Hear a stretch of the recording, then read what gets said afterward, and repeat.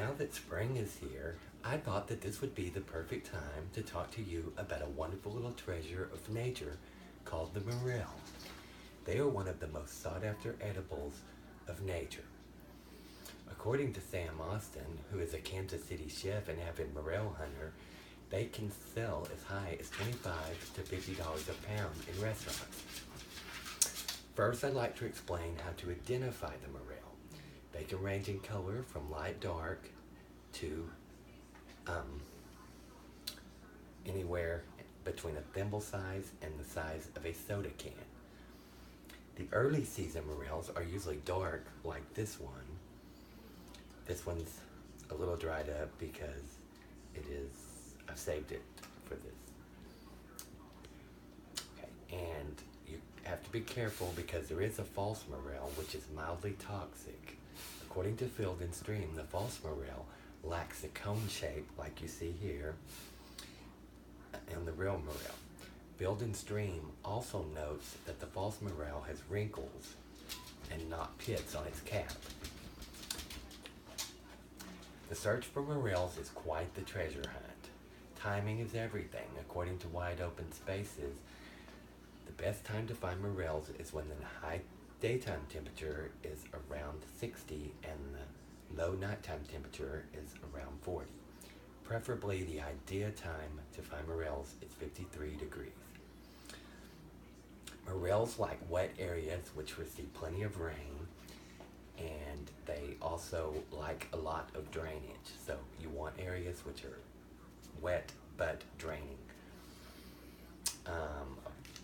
They're often found along the slopes of hills which receive sunshine. So check the south-facing slopes early in the season. The best, also according to Wide Open Spaces, they like to hang around trees. They're called tree huggers. And the best trees for morels to surround are elm, ash, poplar, and apple trees.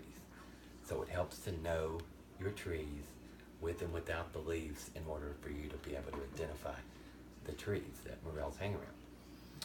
Okay, now that you have an idea how to identify and where to search for morels, I want to tell you what you need to take with you on your morel hunt. Okay, you will need a small knife, preferably a pocket style knife. You need to cut the morels along the base when you cut them, and you'll also need some kind of container to carry your morels in.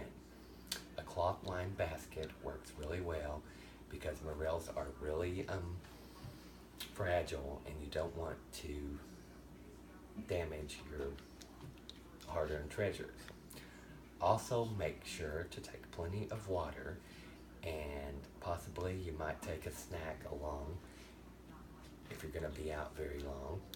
And you'll also need to take bug repellents, and you need to watch for ticks, snakes, and also any other wilderness hazards which you would normally look for out in the woods.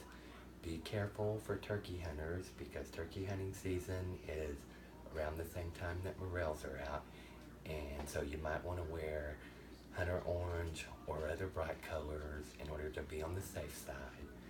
And I hope that I have helped you learn a little bit more about morels,